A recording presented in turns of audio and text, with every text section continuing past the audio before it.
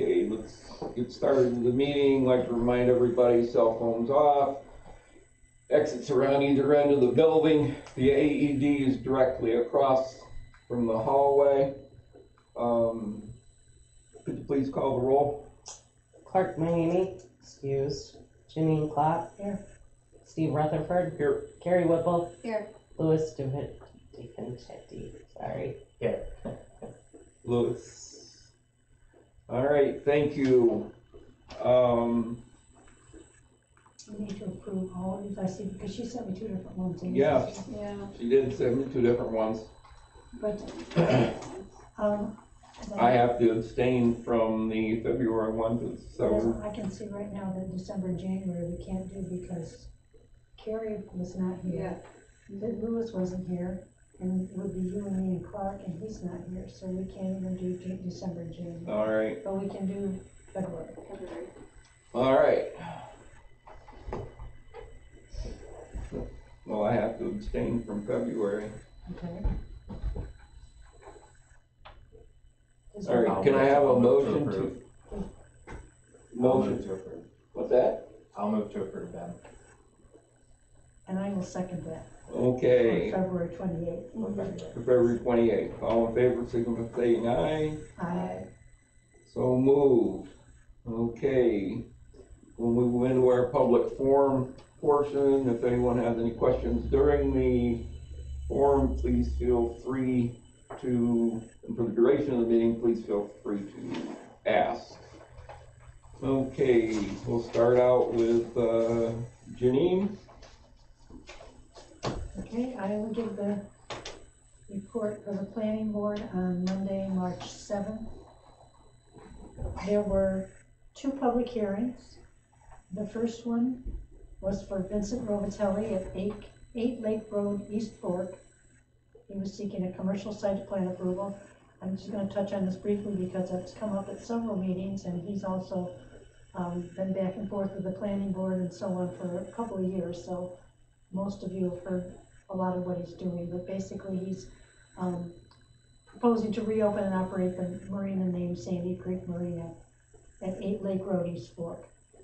So he's gone through a lot of hoops. He's gotten some DEC permits for the work that's being done currently. And the public hearing was opened, and basically a couple of people responded, and they were both responded in the positive. Okay. So there were no issues from neighbors. Good. And all of the engineers' concerns have been addressed, and all easements are taken care of. This is an unlisted seeker, and the motion was made to approve the application, the commercial site plan approval. This is in an RCW zoning district, and so he's good to go as long as he can find the materials, which is a bit of a challenge in this present situation, but everybody's looking forward to this project getting started. The second public hearing was from PEMM LLC, 1722 Lake Road, and they were seeking a preliminary and final commercial site plan approval for their convenience store with a gas canopy, car wash, vacuum stations. This is in the commercial general business zoning district. The public hearing, this is a public hearing.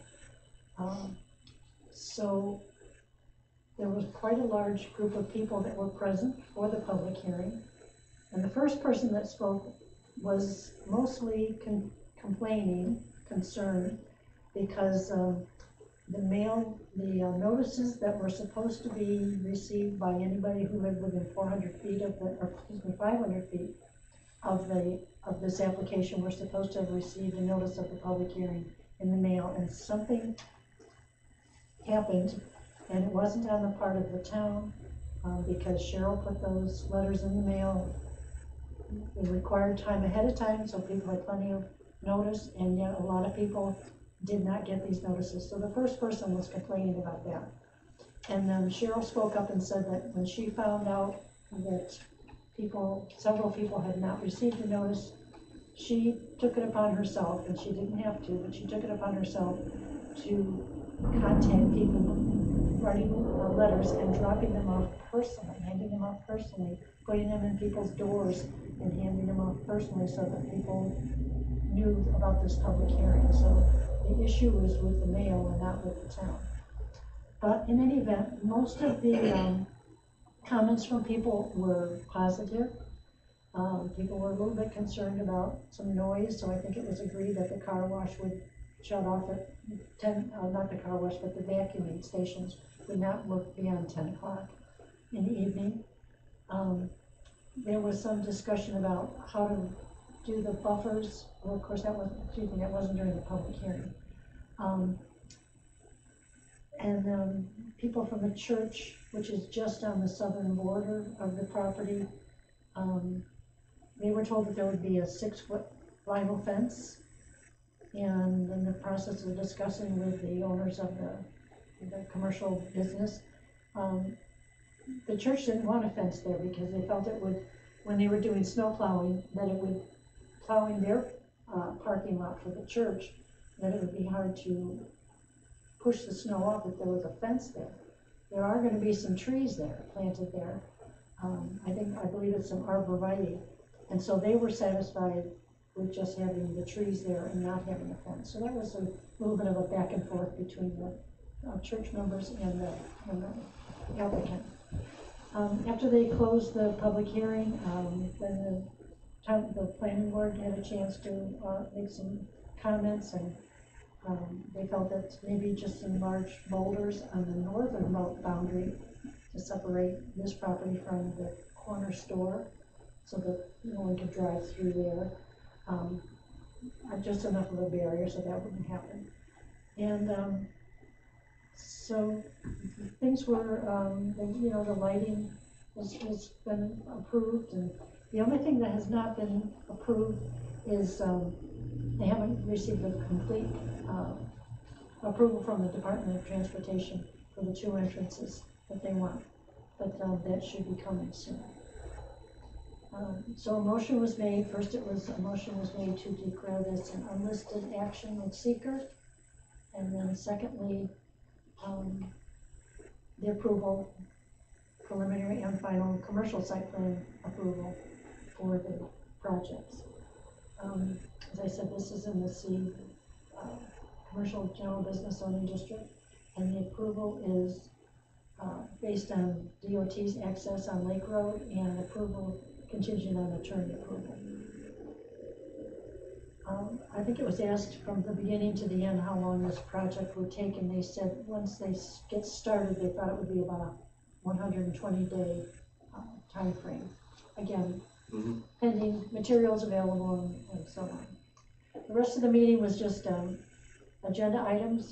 John McEwen at 5732 West Watoma Beach Road was seeking Conservation Corridor Development Permit to put in a generator within 100 feet of Lake Ontario. He'd already been to the zoning board to get a coastal erosion permit, and that is a type 2 seeker, which means there's no environmental impact, and he received his conservation development permit.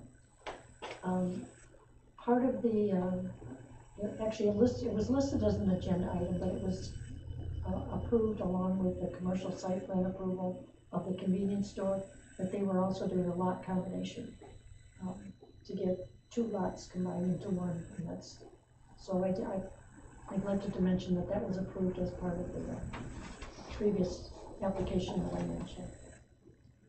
The second item on the agenda was a conservation development permit for John and Mary Testa, 5700 West Watoma Beach Road, and they are also putting a generator within 100 feet of Lake Ontario. They received their coastal erosion hazard area permit from the zoning board. It's a type 2 seeker, and they did receive their conservation development permit.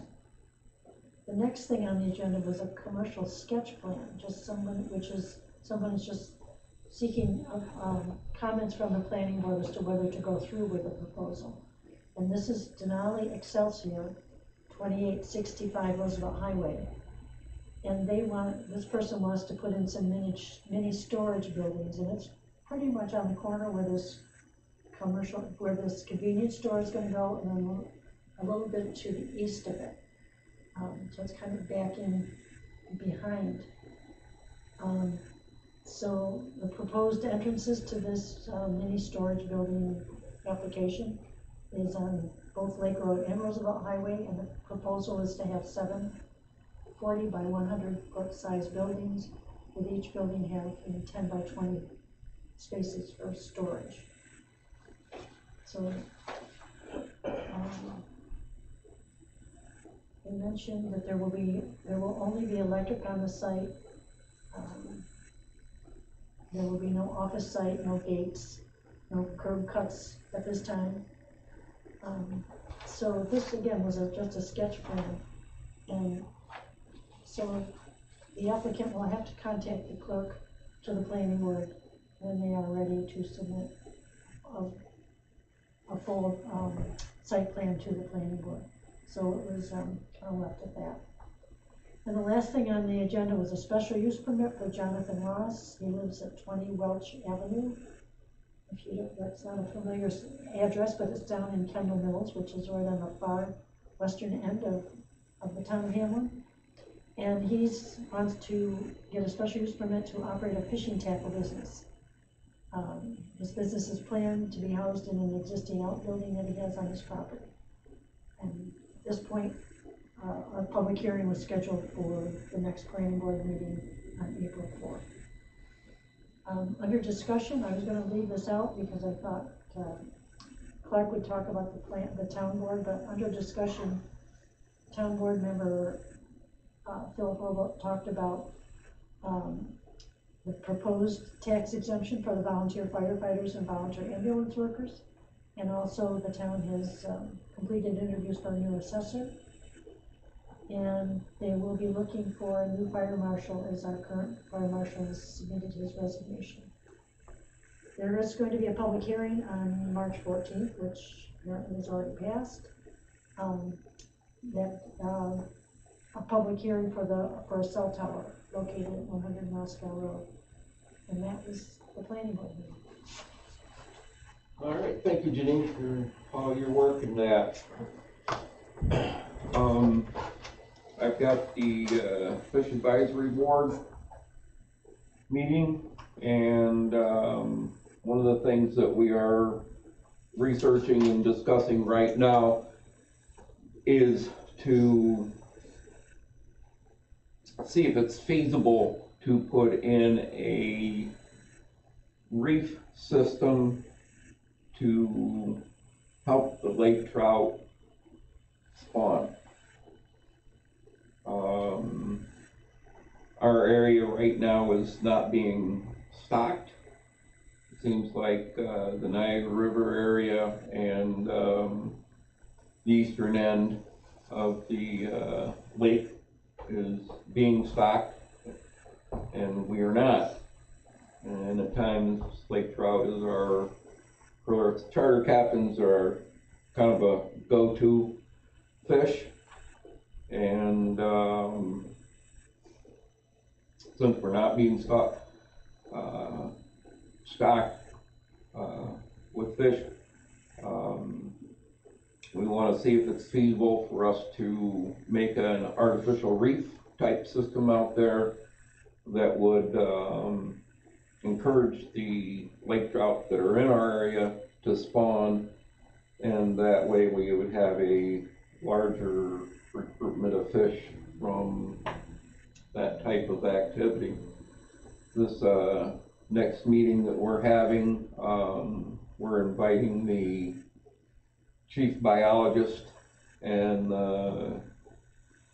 the head fish guru come and speak, and see if we can get his information on what he thinks about it and how we need to go about doing this. So other than that, our website is up and running. We have hired the consultant for the next 3 months to see what our payback is going to be from being on the internet, and how much Monroe County is being looked at as a whole as far as a fishing destination for people to come and do their vacations. One of the things that we also started doing is adding in to it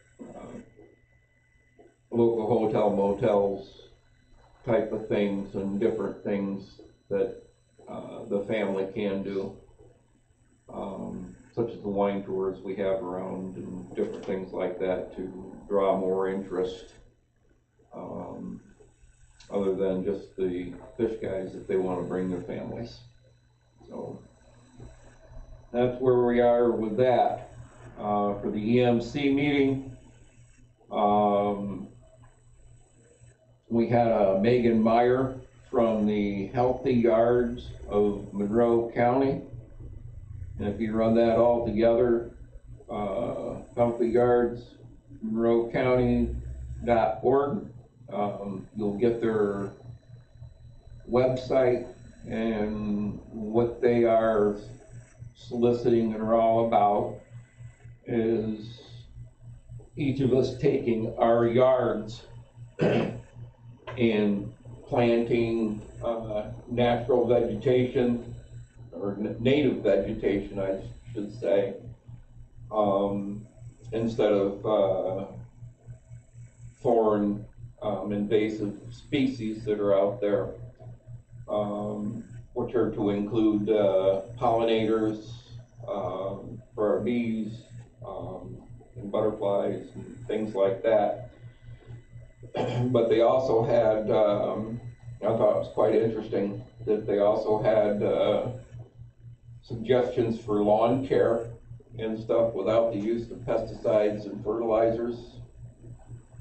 And one of the biggest things was don't rake your leaves up, just go over them with a mower and let them sit and let them become mulch and thatch for the yards.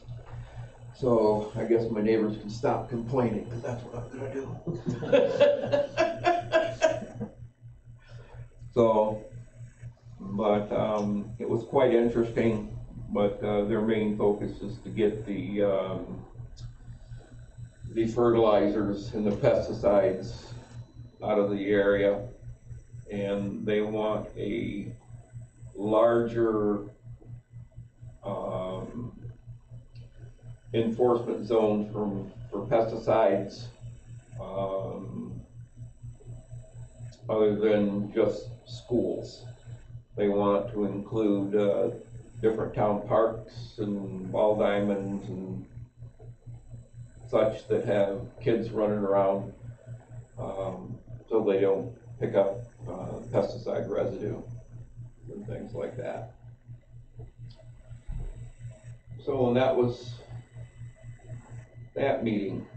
And to move right along, Clark's not here. Louis, you got your shot at the zoning board? Yeah. So I went to the zoning board last Cool. week. Yeah, it was fun. Short meeting, so it was nice. Just two things on the agenda. There was a public hearing continuation for Michael and Rachel Black at 6340 Shore Acres Drive. Mr. Black appeared.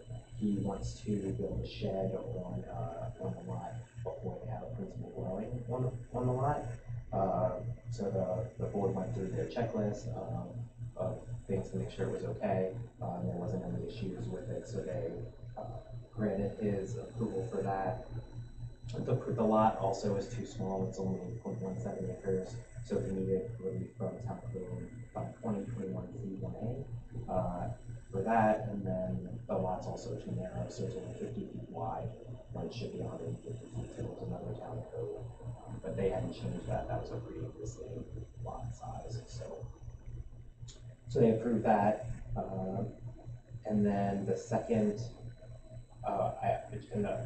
agenda item was a sketch plan, similar to what Janine described. This was for Timothy Slosser who's interested in purchasing some of the land at 3780 Brick Schoolhouse Road. So it's currently a 40-acre parcel that they're planning to subdivide. He's going to take 20 acres of it, and he wants to build a barn on the land prior to building the house again. So it's similar to the first one of the barn before the principal dwelling, so then he would build the house later following that. So he just wanted to understand the process and what that would look like, and he was most interested in the timeline, how long it would take.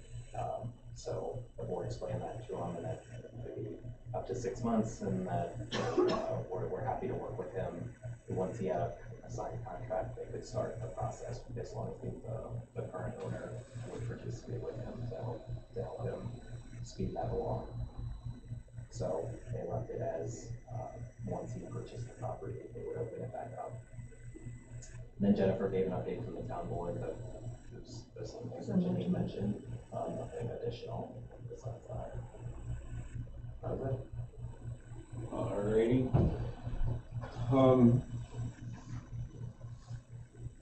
I don't have the town board minutes with me, so I might be able to help you. can you help me out with that? We did approve the 10% for the firemen, and ambulance workers, volunteer ambulance workers. They'll receive the 10% exemption on their taxes.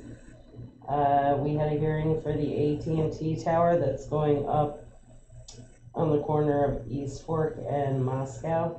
It did need a variance. It's 144 feet. The limit currently is 140. So we granted the variance for that, and they will also be putting barbed wire around it, because apparently there's been some issues with people taking pieces of the tower. So they'll be putting that up. That's actually a quick,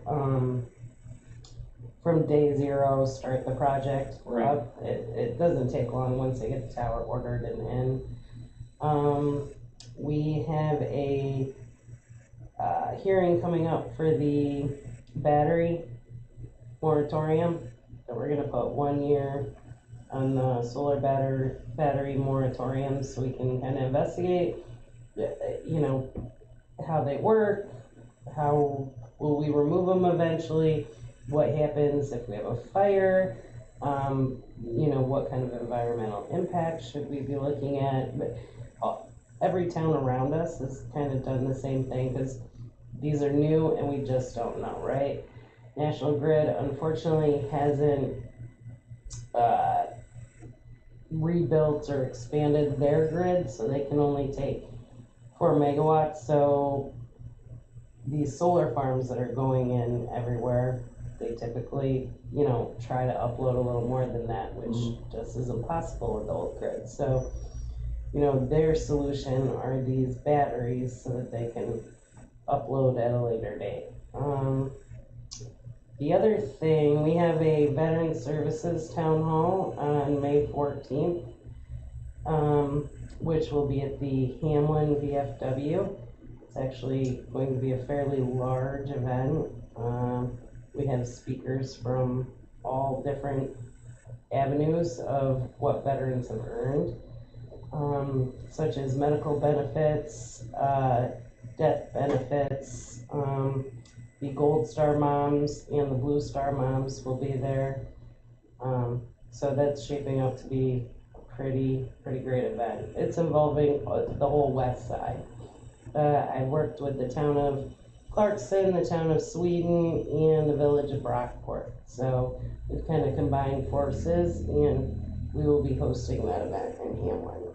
Okay, this is just for Beth to come in and find out what benefits they. It's not just for veterans, right? It's for veterans' kids or veterans' spouses, or, anybody that has a veteran that, I personally believe that if you're related to a veteran, you should have a great idea Right. of what they're entitled to when they can't speak for themselves. Mhm. So, so I think that'll be a great opportunity for Hamlin. Speaking of the trout, we just formed a cultural committee, and it was brought up that there is a fishing tournament for the salmon in July, I believe, right, Steve? Yeah, well, it's usually in July. It's the Sandy Creek shootout, Yes. we call it. Yes. It's So, run by Rob Westcott. yep.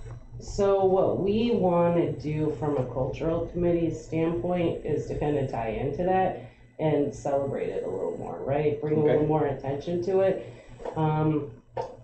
From the town perspective, maybe have a 5K run attached to it. And, maybe when they come in to measure and weigh their fish, we have a band playing or crafts set up or something related to the fishing, invite maybe lure makers like the one on Welch. Yeah, right. So, so it's definitely something we're just starting to explore. I've only had one meeting with my cultural committee, so we're getting there.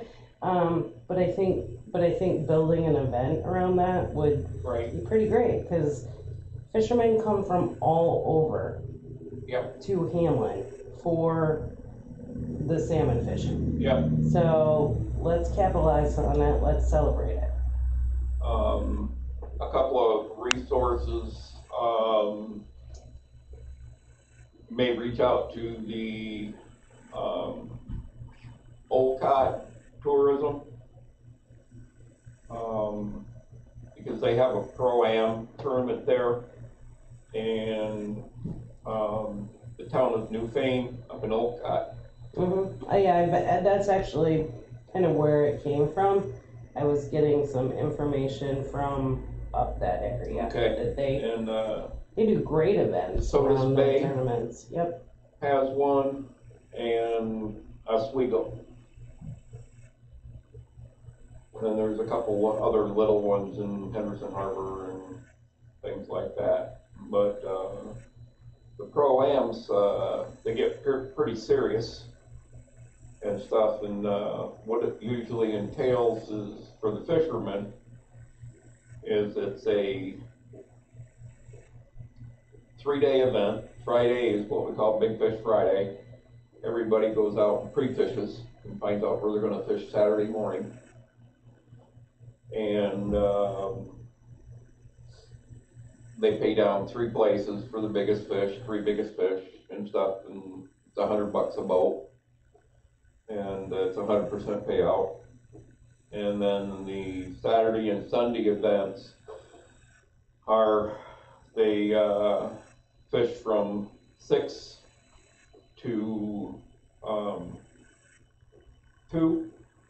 They have to be in the weigh-in line at 3, and your boat must be in by 2 o'clock, and there's somebody standing at the harbor counting boat numbers as they come in, and it's kind of intense thing. Then it comes into the weigh-in, and DEC's usually there as biologists, and every fish is checked and weighed and measured and identified, and the chipped fish are identified, because if there's any fish with chips in them,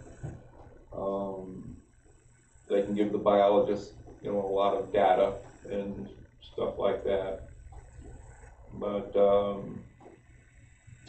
yeah, usually it's there are a lot of sponsors in the area that will help sponsor it and stuff. Everything from fishing tackle manufacturers to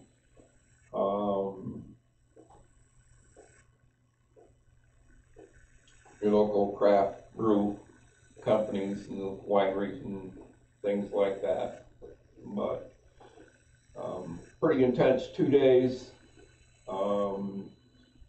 The fire departments are usually pretty well involved in all of them, because that's where a lot of the manpower comes from and stuff. And it's, for some of us, it was always a pretty good time, for others, not so good. But, No. Fishing trip. Yeah. I mean, I think it's a great event, and I think, you know, we should build on it and try to bring as many people to town to participate in it and make sure the fishermen have a good time while they're here, so they wanna come back next year, so. but, yeah.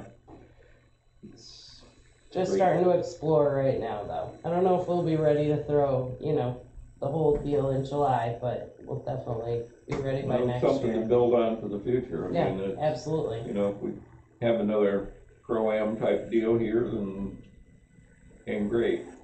But it's, we just wanna have the one day, that's fine too. Be cool to have like a mini, you know, a mini competition for the younger kids to sort of like build them up through. Yep. You know, through the sport as they age. Yeah. Yeah, because parents will bring their kids, and you have different age groups, and Yeah. you know, you get the tables here and the crafters here. I mean, with the lures up, I mean, you can showcase anything, right? And have it out for sale and get all that set, and then even set up some sort of kid, like, you know, station or something to occupy the kids while you're waiting in line. And there's so many things you can do around it. It's something we should really start taking the time and looking Is at. there a date, specific date, or just sometime in July? Usually last week of July. Yeah, I think it's July, let's see, 23rd, 24th, I don't know, I'd have to check my email.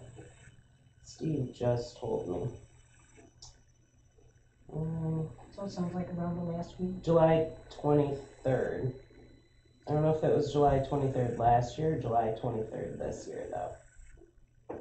You said, you think it'll be a one-day event, or you said? Well, right now, it's just a one-day event. So that would It's be just, whatever they the come in, Sun- weigh their fish. So whatever the Saturday is? Right. What I wanna do is, like I said, from a cultural committee perspective, is build on that weigh-in, you know, kind of build it up to be more of a, Right. more of an event rather just a fishing derby, you know, so. 23rd is a Saturday.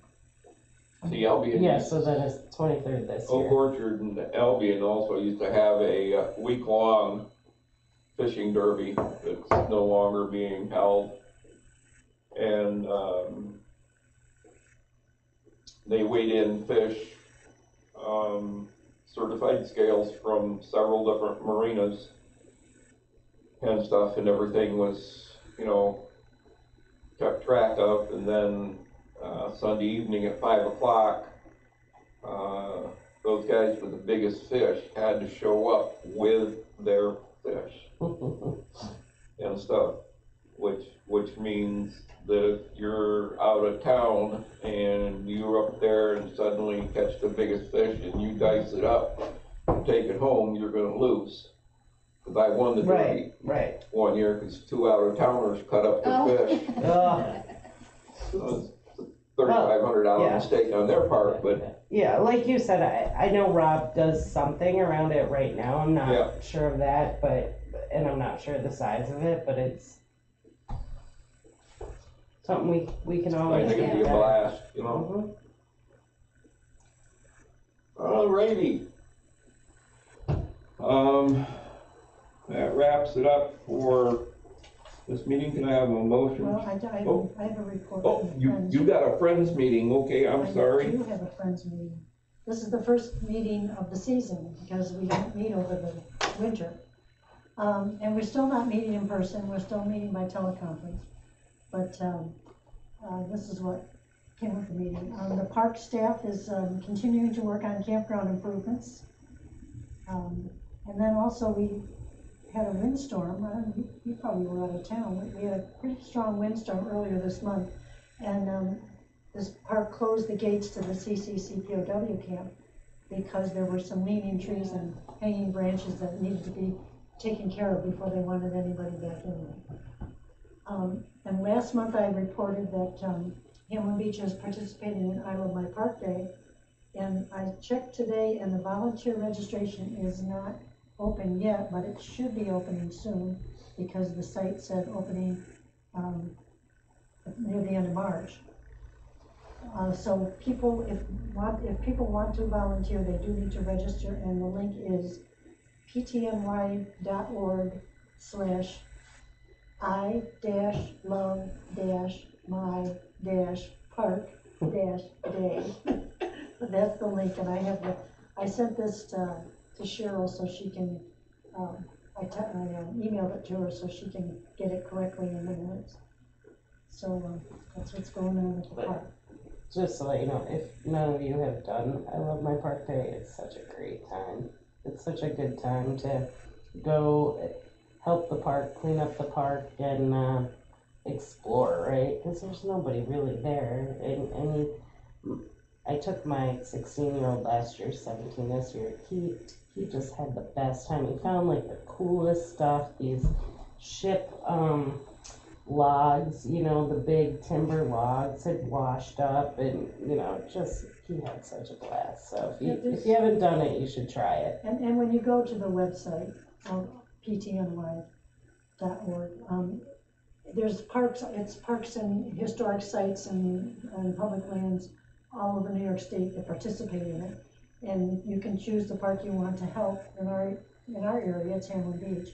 And then if you click on Hamlin Beach, it'll tell you the different projects that you can volunteer for.